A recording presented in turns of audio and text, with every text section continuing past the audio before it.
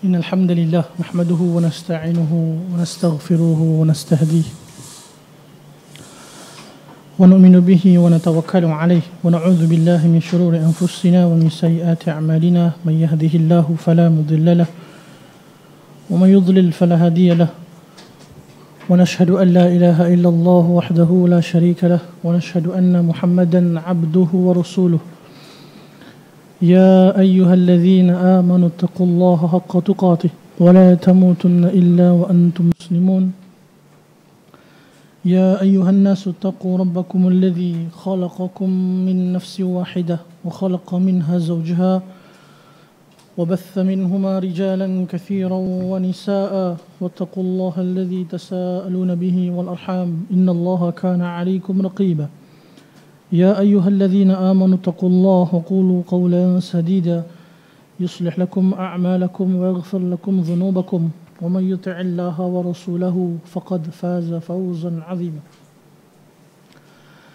أما بعد فإن خير الكلام كلام الله وأحسن الهدي هدي محمد صلى الله عليه وسلم وشر الأمور محدثاتها فإن كل محدثة بدعة وكل بدعة ضلالة وكل ضلالة في النار أو كما قال النبي صلى الله عليه وسلم. Alhamdulillah, tuan-tuan, puan-puan, rahimakumullah, kita bersyukur pada Allah Subhanahu wa taala dengan hidayah taufik daripada Allah. Allah Subhanahu wa taala memudahkan lagi bagi kita dapat bersama-sama mengimarahkan rumah Allah dengan ibadah solat berjemaah, kemudian disusuli dengan majlis ta'lim. Selawat dan salam kita ucapkan kepada Nabi SAW, ahli keluarga Nabi, para sahabat Nabi radhiyallahu anhum ajma'in, para tabi'in, tabi'ut tabi'in dan seluruh pengikut mereka sehingga hari kiamat. Hari ini 25 Muharram 1442 Hijriah. Kita masih berada di antara bulan-bulan yang haram, bulan-bulan yang sangat mulia di sisi Allah. Ada berapa bulan haram? Ada 4 bulan haram. Yang pertama Muharram, yang kedua Sya'ban ataupun Rajab? Khilaf. Rajab. Kemudian yang ketiga Zulqa'dah. Yang keempat Zulhijjah. Minha arba'atun hurum, kan kata Allah Subhanahu wa taala. Dan kita berada di antara salah satu daripada bulan-bulan yang haram, bulan-bulan yang sangat mulia di sisi Allah, bulan-bulan yang mana Allah Subhanahu wa taala anjurkan kepada kita untuk berusaha mentaati perintah Allah semampu yang kita boleh, dan ganjaran keutamaan apabila kita beribadah di bulan-bulan ini berbeza berbanding bulan-bulan yang lain. Tak lama lagi akan berlalu bulan haram Muharram dan kita akan bertemu dengan bulan Safar, ya? Baik, kita sambung pengajian kita dalam bab berkaitan dengan kekhususan Rasulullah sallallahu alaihi wasallam yang tidak dimiliki oleh para anbiya yang lain alaihi wassalatu wassalam. Disebutkan dalam kitab As-Sahihain, yakni Sahih Al-Imam Al-Bukhari dan juga Sahih Imam Muslim, dari Jabir bin Abdullah ibn Amr ibn Haram Al-Ansari radhiyallahu taala anhuma.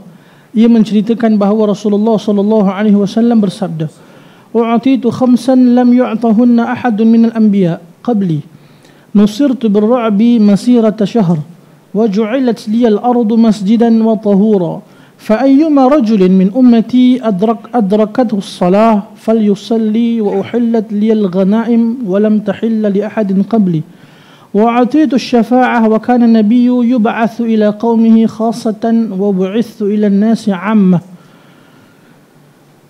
Aku telah diberi, kata Nabi SAW, aku telah diberi 5 perkara yang tidak diberikan kepada seorang Nabi pun sebelumku. Nabi menceritakan di antara keistimewaan ataupun kekhususan Nabi SAW berbanding para anbiya yang lain alaihi wassalatu wassalam.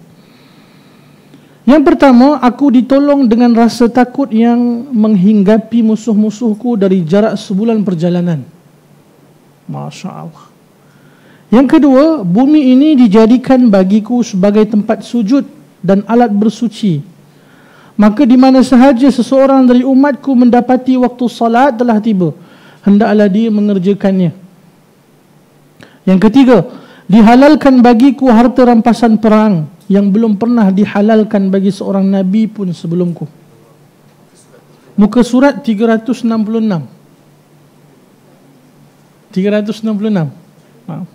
Atau ada cetakan yang baru. Tapi fasal yang bahagian keempat, kekhususan Rasulullah sallallahu alaihi wasallam. Betul kan? Kan? Baik. Takut saya salah. Patut senyap je kan? Bukanlah patut nampak macam blur je. Baik. Jelas tuan-puan? Jumpa Baik. Yang keempat, diberikan kepadaku hak untuk memberikan syafaat. Dan yang kelima, dahulu para anbiya diutus hanya kepada kaumnya sahaja, sedangkan aku diutus kepada seluruh manusia. Dalam hadis yang jelas tuan-puan, 5 perkara keistimewaan ataupun kekhususan Nabi sallallahu alaihi wasallam berbanding para anbiya alaihi wassalatu wassalam yang lain. Baik, kita pergi kepada point by point. Yang pertama, aku ditolong melalui rasa takut yang menghinggapi musuh-musuhku dari jarak sebulan perjalanan. Tuan-puan, kita baca sebelum ni kan, di antara bentuk peperangan Nabi sallallahu alaihi wasallam, di antara keistimewaan Nabi tuan-puan, Allah Taala berikan rasa gerun, rasa takut kepada musuh-musuh Islam. Sebelum peperangan berlaku, sebulan sebelum tu tuan-puan, Quraisy ataupun kufar, orang-orang kafir, Allah Taala telah campakkan rasa gerun dan takut. Sebulan sebelum tu, belum perang lagi ni, tapi Allah Ta'ala telah campakkan kegurunan. Kemudian, seperti yang dijelaskan oleh Ibnu Katsir rahimahullahu ta'ala, sebulan sebelum tu takut dah. Ya.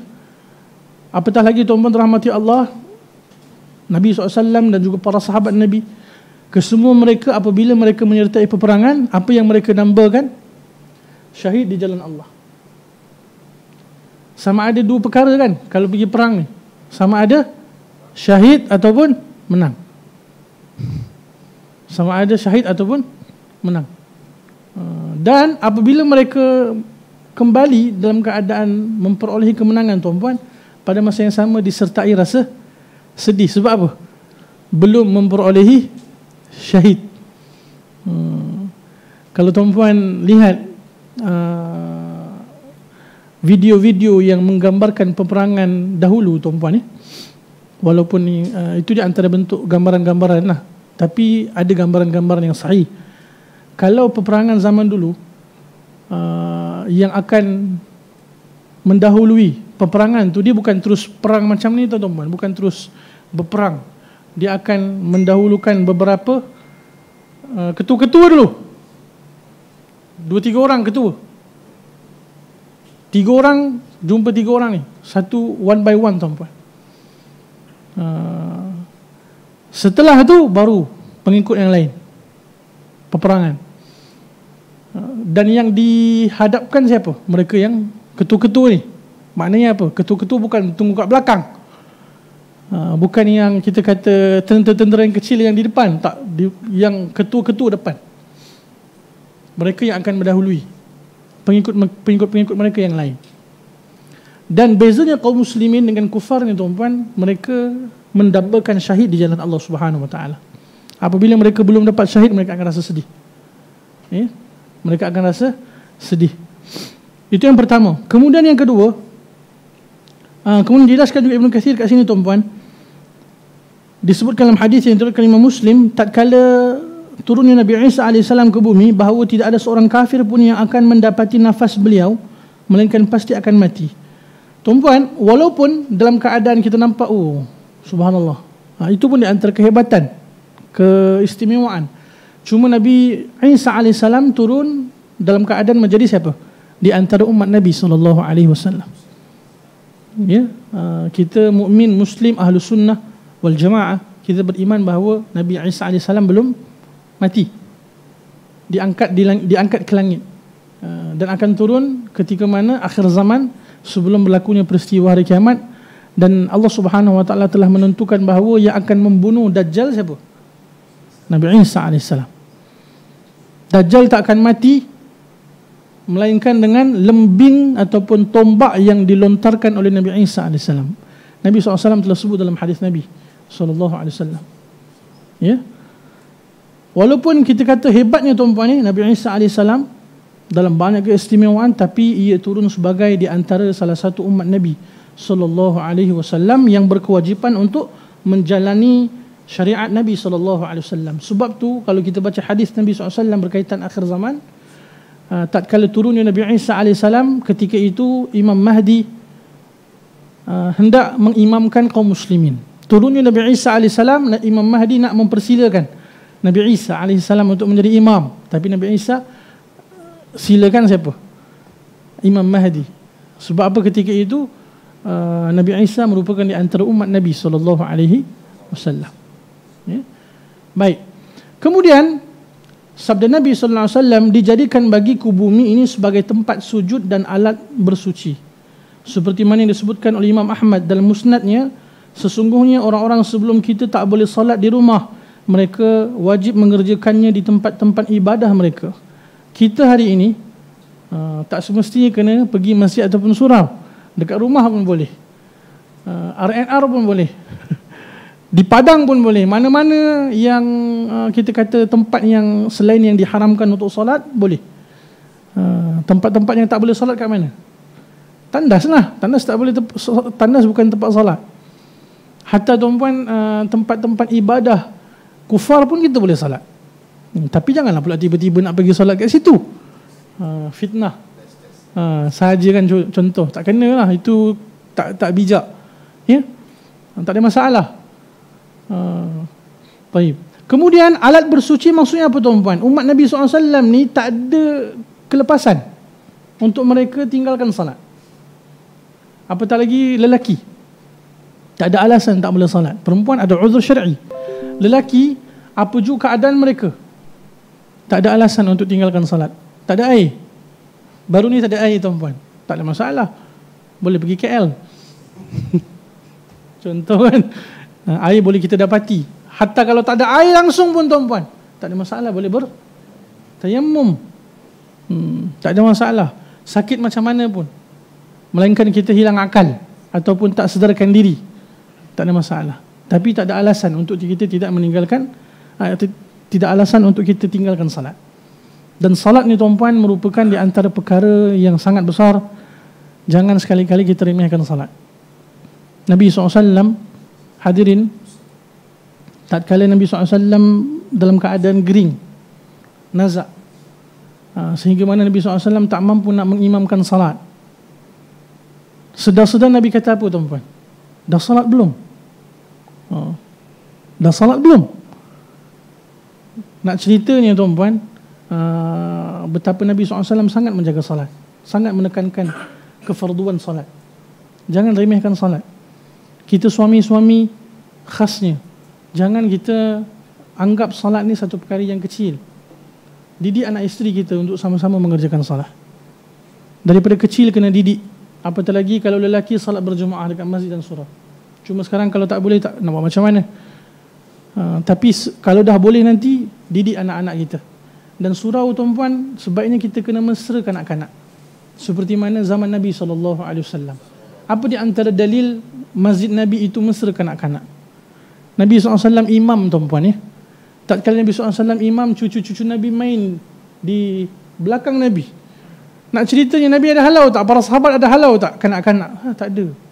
Inilah generasi-generasi yang bakal menggantikan kita tuan-puan. Ya.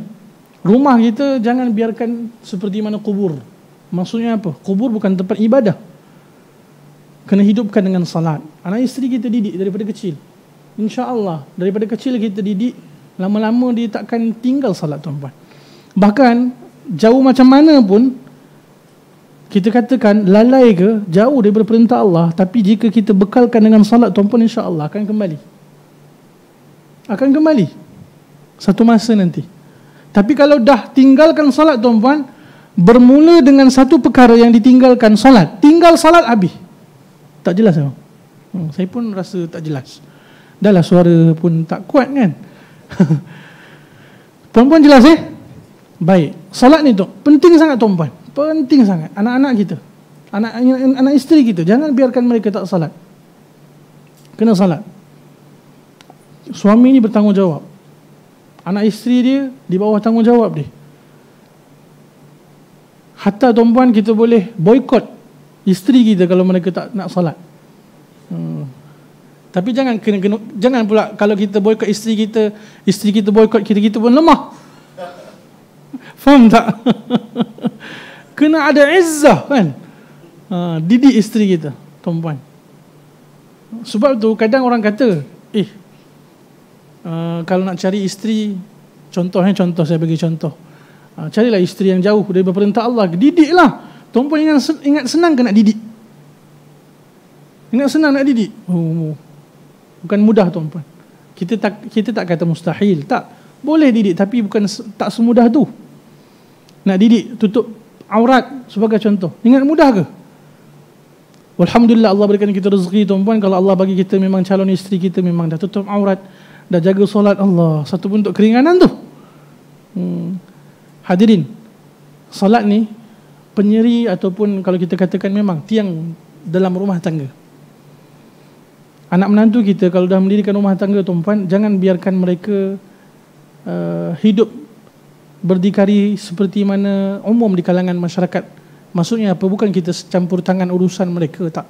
Untuk agama, tuan-puan, kena campur tangan. Maksudnya campur tangan macam mana? Kena tahu, kena tanya, kena ambil berat. Salat ke tak? Anak menantu kita kalau tinggalkan salat, tuan-puan, ketahuilah, bermulalah kehancuran rumah tangga mereka. Saya berani sebut macam tu, tuan-puan. Dan saya bertanggungjawab dengan apa yang saya katakan. Rumah tangga porak-poranda sebab apa? Di antara punca utama, tinggalkan salat. Sama ada salah seorang ataupun dua-dua lagi teruk. Kalau salah seorang, tuan-puan, insya-Allah boleh baiki lagi. Kalau dua-dua tu kena taubat pada Allah. Kalau tak, tuan-puan, memang sukar nak kekal bahagia sakinah rumah tangga ni. Tak ada ketenangan. Saya dah cerita dengan tuan-puan kan, ratusan kes saya handle, tuan-puan, rumah tangga ni. Tak sampai 10 orang yang, tak sampai 10 pasangan yang kerjakan salat. Maknanya yang ramai itu, tuan-puan, memang tak salat. Apa nasihat kita yang pertama, tuan-puan, kalau nak kebahagiaan tu datang kembali, terpaut kembali, kena taubat pada Allah, kena jaga salat. Bermula dengan jaga salat. Tak jaga salat, habis.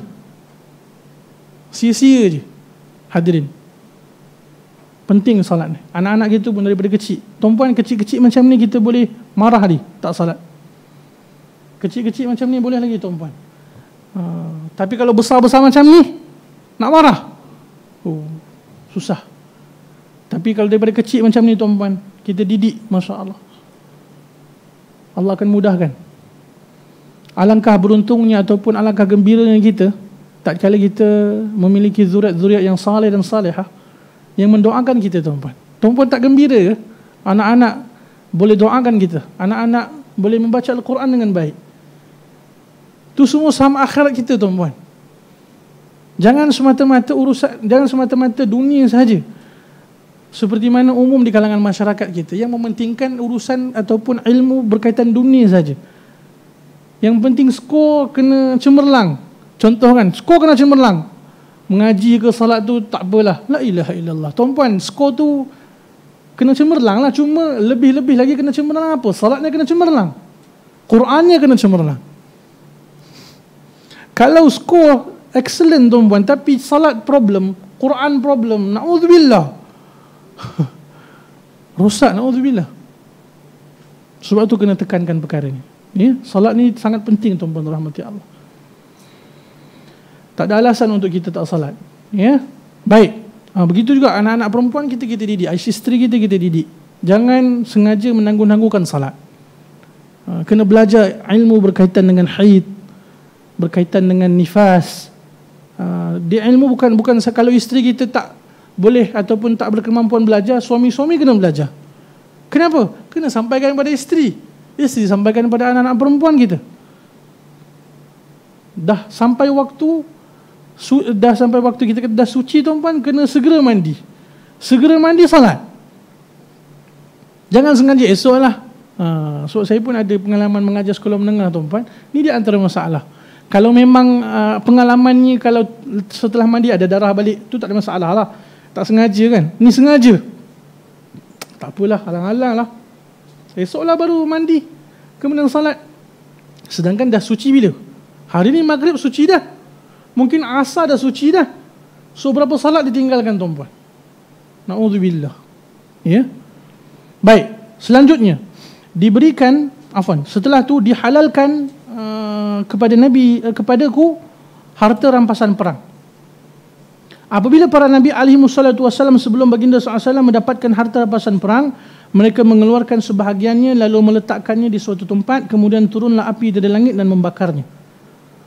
Nabi SAW diberikan keistimewaan boleh mengambil harta rampasan perang.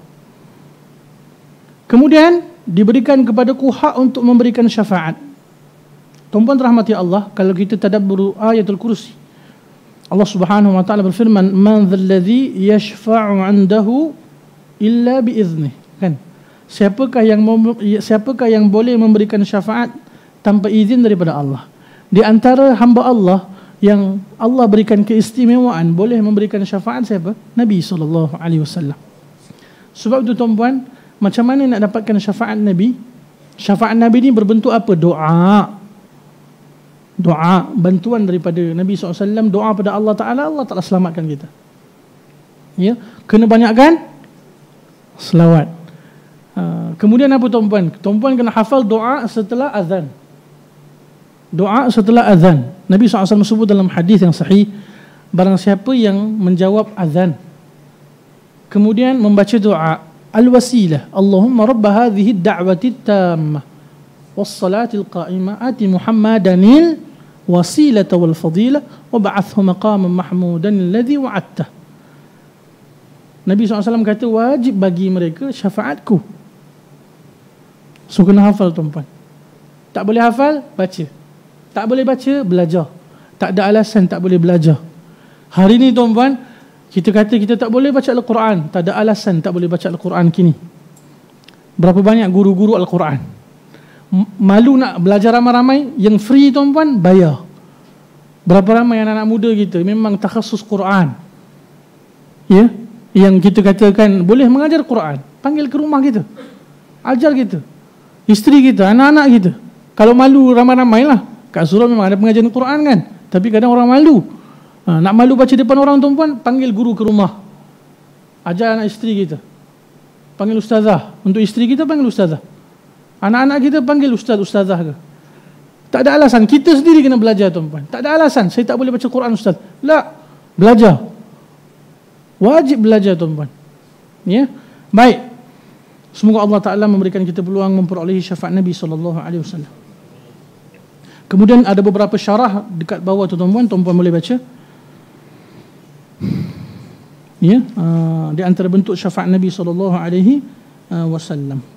Kemudian disebutkan dalam beberapa hadis ni, tuan-tuan boleh baca syarah-syarah daripada Ibnu Katsir kat situ. Ada beberapa bentuk syafaat Nabi SAW. Syafaatul uzma, ya, yang Allah Subhanahu wa taala berikan kepada Nabi SAW. Kemudian dijelaskan apa di antara bentuk syafaat Nabi tuan-tuan. Nabi SAW akan menunggu umat Nabi. Di mana tuan-tuan? Di Haud Al-Kautsar, di telaga Al-Kautsar Nabi SAW. Bersama siapa Nabi kat situ? Bersama Abu Bakar Siddiq radhiyallahu ta'ala anhu. Di antara yang awal-awal tuan-tuan. Nabi tunggu siapa kat situ? Nabi tunggu umat Nabi SAW. Malangnya, semoga Allah pelihara kita, ada di antara umat Nabi yang berusaha untuk hampir dengan telaga Nabi, tapi akan dihalang oleh para malaikat. Kemudian Nabi SAW kata, kenapa kamu halang? Itu adalah umatku. Kata malaikat apa?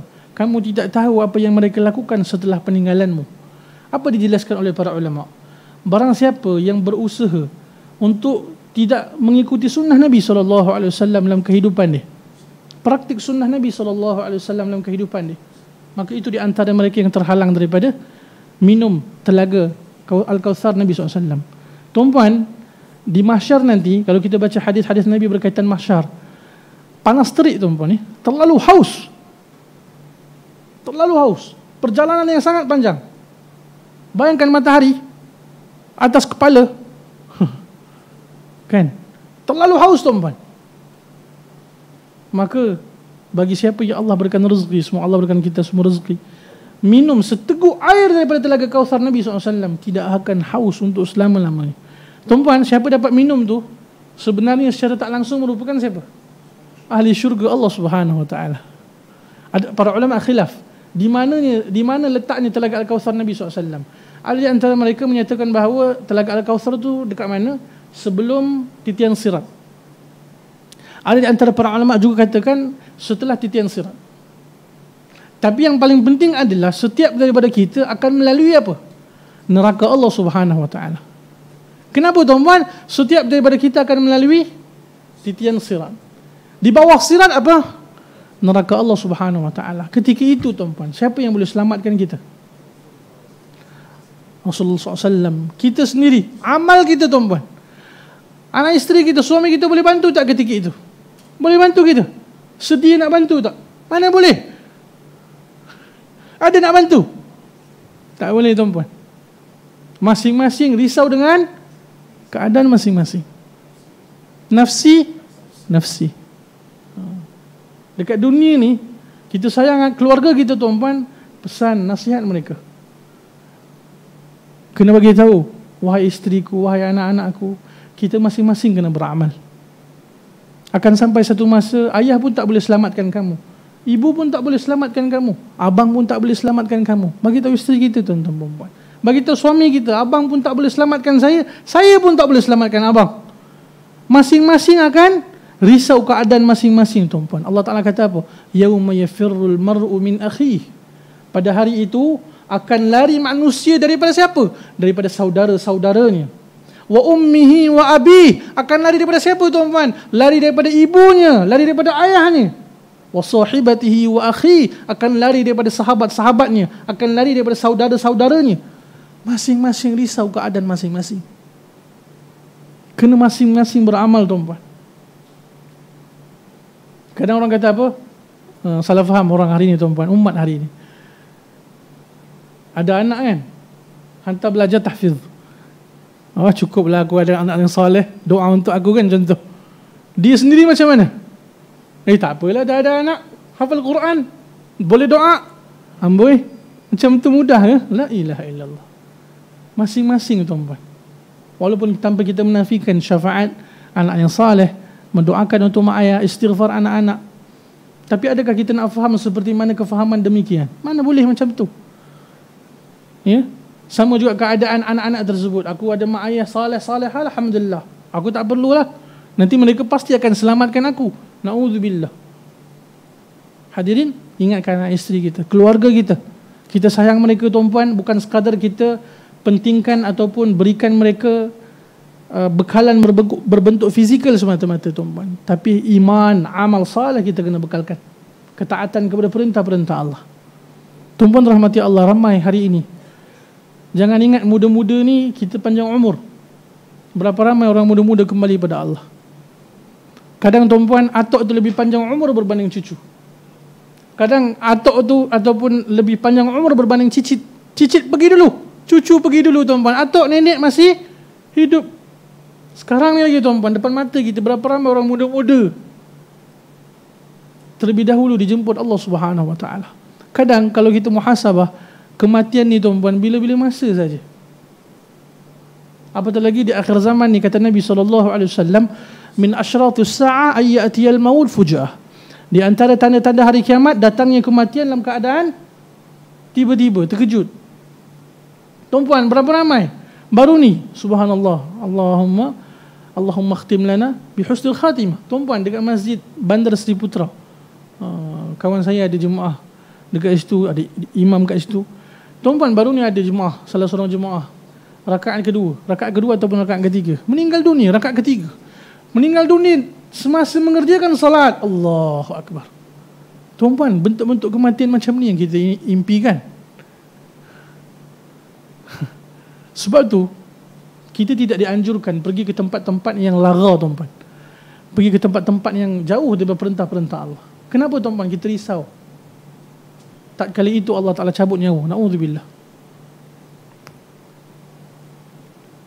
Berapa seronok tuan-puan. Kita seronok, Masya Allah. Kita tengok keadaan-keadaan macam tu. Ingat semudah ke nak meninggal dunia dalam keadaan taat perintah Allah? Sujud, tengah baca Quran. Allahu Akbar. Itu rezeki daripada Allah. Tuan-puan, mesti ada amal yang istimewa tu. Allah Ta'ala jemput dalam keadaan demikian. Sangat istimewa. Tak kala mentaati perintah Allah. Dan di antara doa yang kita kena mohon pada Allah apa tuan-puan? Ya Allah, matikanlah kami dalam keadaan kami taat perintah Engkau, Ya Allah. Mati dalam keadaan tuan-puan pergi ke masjid, meninggal dunia contoh. Masya Allah. Mudah-mudahan husnul khatimah. Siapa pun tak boleh selamatkan kita tuan-puan. Masing-masing. Sayang isteri kita, sayang. Sayang anak-anak kita, sayang. Tuan-puan, gembira tak kalau kita berkumpul dekat dunia ni bersama keluarga kita? Sangat gembira tuan-puan. Alangkah gembiranya jika Allah Ta'ala kumpulkan kita kat syurga Allah. Boleh tak kumpul Ustaz? Boleh. Janji Allah tuan-puan. Kalau kita beriman, kita ajak keluarga kita beriman, di akhirat, di syurga Allah, Allah akan kumpul tuan-puan. Apa keistimewaan ahli syurga? Apa keistimewaan mereka? Jika di antara mereka ada yang berada di bawah, kemudian keluarga mereka berada di atas. Tuan-puan, yang di bawah tu Allah Ta'ala angkat ke atas, dihimpunkan bersama-sama. Itu yang kita impikan tuan-puan. Itu yang kita dambakan sebagai hamba Allah Subhanahu wa ta'ala. Semua Allah Ta'ala berikan rezeki kita semua, insya-Allah.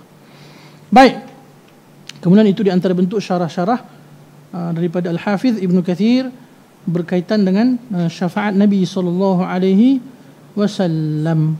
Ni panjang tu syarahan Al-Hafiz Ibn Kathir. Kemudian beberapa ayat daripada Al-Quranul Karim tentang keutamaan Nabi Muhammad sallallahu alaihi wasallam. Ya. Baik. Muka surat 373 tuan-puan. Di antara kekhususan Rasulullah sallallahu alaihi wasallam dibandingkan dengan saudara-saudaranya sesama para anbiya alaihi wassalatu wassalam adalah baginda sallallahu alaihi wasallam yang paling sempurna.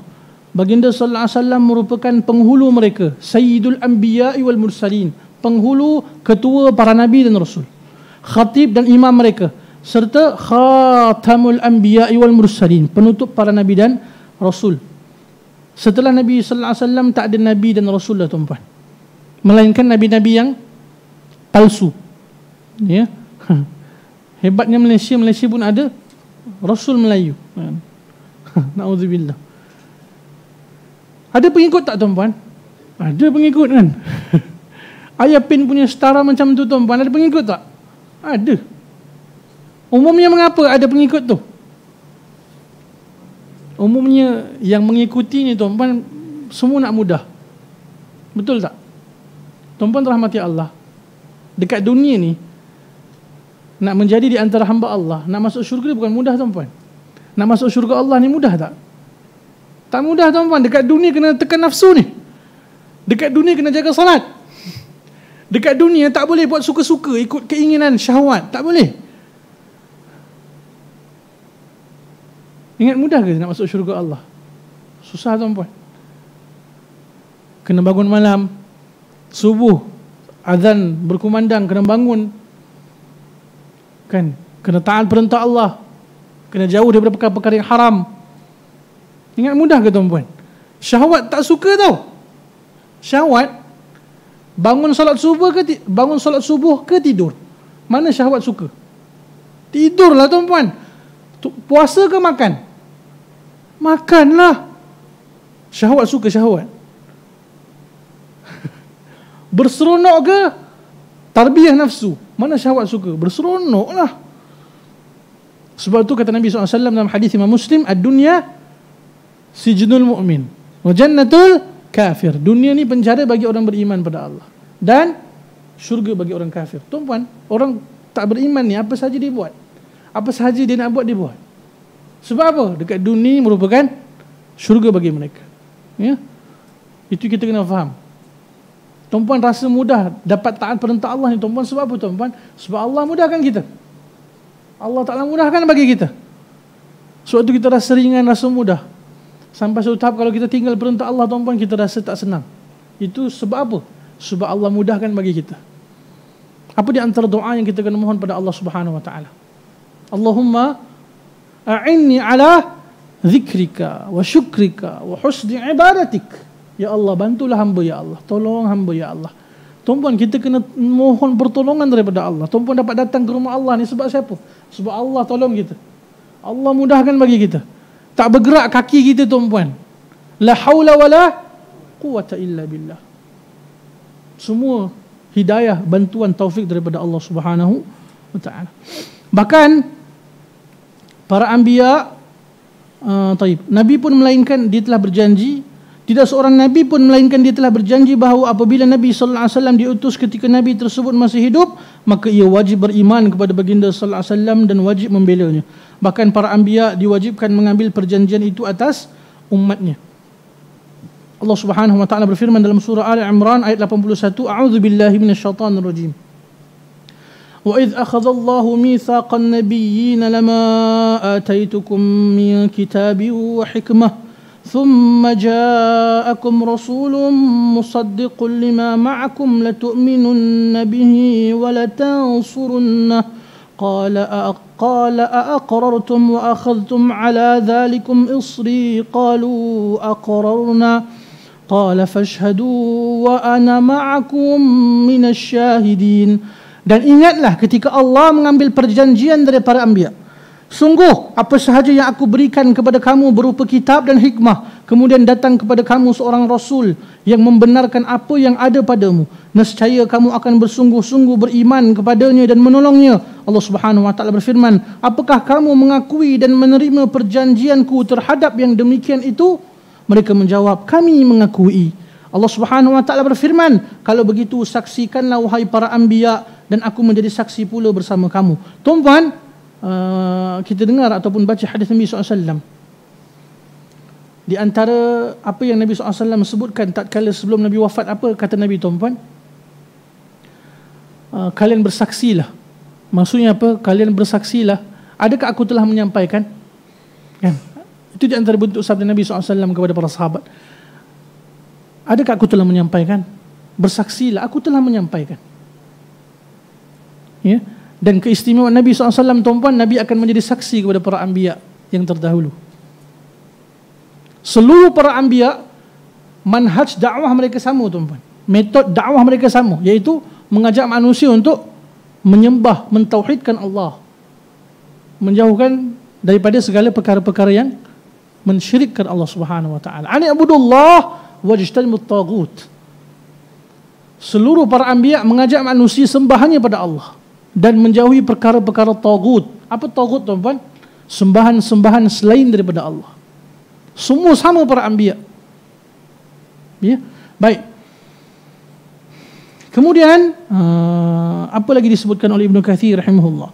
Contoh kekhususan Nabi sallallahu alaihi wasallam yang lain ialah mukjizat setiap para anbiya akan hilang ketika mana wafatnya Nabi tersebut. Sedangkan mukjizat baginda sallallahu alaihi wasallam tetap kekal sehingga waktu yang dikehendaki Allah, iaitu apa? Al-Quranul Karim. Bahkan Allah Taala menentang kalangan jin dan manusia untuk mencabar di kalangan manusia dan jin untuk membuat serupa dengan Al-Quran. Tuan-puan, Quran ni, apa yang kita baca, apa yang kita pelajari, itulah yang disampaikan oleh Nabi sallallahu alaihi wasallam kepada para sahabat. Janji Allah, Quran tu akan dipelihara sampai hari kiamat. Bukan saja Quran, tuan-puan, hadis Nabi sallallahu alaihi wasallam. Kedua-duanya merupakan wahyu daripada Allah. Kenapa kita kata demikian? Quran, tuan-puan, ada tak yang kita katakan usaha-usaha untuk mengubah Al-Quran? Ada. Tapi boleh tak diubah Al-Quran? Tak boleh, tuan-puan. Sebab apa? Allah Ta'ala memelihara Al-Quran. Akan ada di antara golongan manusia itu akan memelihara Al-Quran, memperjuangkan Al-Quran. Apa yang kita baca, tuan-puan, tanpa berubah satu huruf ataupun satu ayat, sama. Inna nahnu nazzalna dzikra, kata Allah, wa inna lahu lahafizun. Sesungguhnya kami yang telah menurunkan Al-Quran dan kami akan memeliharanya. Wahyu, tuan-puan, bukan saja Quran, hadis Nabi SAW. Apa bukti hadis pun merupakan wahyu? Allah pelihara sampai hari kiamat. Adanya para ulama hadis. Itu yang kita sebutkan di antara para ulama hadis yang berjuang menjelaskan kepada kita adanya hadis-hadis yang palsu. Itu pun di antara dalil bahawasanya hadis pun Allah Ta'ala pelihara. Ada tak usaha untuk memalsukan hadis? Berapa banyak hadis palsu, tuan-puan? Tapi ada tak para ulama jelaskan kepada kita? Ada. Itulah di antara dalil yang disebutkan oleh para ulama. Hadis pun Allah Ta'ala pelihara sehingga hari kiamat. Apa yang kita baca, Al-Quran yang kita baca tuan-tuan, itulah Al-Quran yang Nabi SAW baca. Itulah Al-Quran yang para sahabat radhiyallahu anhum ajma'in baca. Bahkan Quran yang mereka baca tuan-tuan jauh lebih susah berbanding kita. Kita ni berapa generasi sangat mudah tuan-tuan. Kan kalau kita pergi ke muzium Al-Quran, tuan-tuan tengok tak Quran zaman dulu macam mana? Zaman Khulafa'ur Rashidin dan Mahdiyin macam mana? Mana ada baris tuan-tuan? Titik pun tak ada, boleh baca? Boleh, kalau hafal Al-Quran boleh baca. Tak hafal Al-Quran boleh baca? Mana boleh baca? Generasi ulama-ulama, pejuang-pejuang setelah tu tuan-tuan yang memudahkan bagi kita. Sehingga hari ini Allah Ta'ala mudahkan kita dapat membaca Al-Quran dengan baik, dengan mudah. Apa alasan kita tak nak belajar Al-Quran tuan-tuan? Tuan-tuan, jangan biarkan hari-hari kita berlalu tanpa kita membaca Al-Quran setiap hari. Sekadar satu muka. Tuan-tuan rahmati Allah, ni tips rumah tangga yang disampaikan oleh para ulama. Hadirin, setiap hari kalau belum buat tuan-tuan, cuba buat. Kalau dah buat, tingkatkan. Setiap hari di rumah kita usahakan untuk Al-Quran dihidupkan. Bukan sekadar MP3. Bukan sekadar buka kat YouTube. Tuan-tuan, kalau buka dekat YouTube, buka MP3 ada adab. Adabnya apa? Kena diam dengar. Jangan semasa duk hidupkan Quran, duk borak, lepas tu duk hidup kartun juga pada masa yang sama. Adab dengan Quran tuan-tuan, hidupkan Quran kena diam dengar. Jangan semata-mata kita kata, ustaz nak halau syaitan, hidupkan MP3. Mana syaitan pun tak hilang tuan-tuan. Nak halau syaitan, nak halau perkara-perkara buruk dalam rumah, dia tak boleh sekadar buka YouTube. Orang dalam rumah tu kena baca Quran dalam rumah tu. Mudahlah kalau macam tu, kan? Kena baca Quran. Paling kurang satu muka tuan-tuan. Kalau boleh baca suami isteri bersama, Masya Allah, lagi sweet. Ajak bersama-sama. Saya baca, abang baca, sayang dengar. Saya nak baca, abang dengar. Kalau ada salah, kita sama-sama belajar, betulkanlah. Takkanlah suami isteri pun nak malu. Tapi suami kena pandai lah, lebih daripada isteri. Malu isteri tegur kita kan. Tapi tak apa-apa masalahnya. Tuan-tuan dirahmati Allah, kalau boleh kita bawa anak-anak kita, di rumah kena hidup ni. Satu. Dua, di rumah kena hidup bacaan hadis Nabi SAW. Sekurang-kurangnya tuan-tuan, baca hadis. Contohlah tuan-tuan, kitab apa jugalah, Fadail Amal ke, Riyadhus Salihin, dah masuk tu bang? Riyadhus Salihin ke tuan-tuan, baca. Satu lagi, last, di rumah tuan-tuan kena hidup dengan apa? Salat. Ya, salat kena hidup. 3 perkara tuan-tuan rahmati Allah, usahakan insya-Allah. Allah Subhanahu wa taala akan hadirkan sakinah, ketenangan, mawaddah dalam rumah tangga kita. Mudah-mudahan daripada rumah kita tuan-tuan akan lahir generasi yang bertakwa kepada Allah, huffaz, alim, da'i. Semoga Allah berkati kita semua insya-Allah. Wallahu taala a'lamu bis-shawab. Insya-Allah tuan-tuan kita akan sambung dalam pengajian kita bulan hadapan. Aqulu qouli hadza wa astaghfirullahal azim li wa lakum. Kita tutup dengan bacaan tasbih kafarah. Subhanakallahumma wa bihamdik, asyhadu an la ilaha illa anta, astaghfiruka wa atubu ilaik. Wassalamualaikum warahmatullahi wabarakatuh. Berhenti.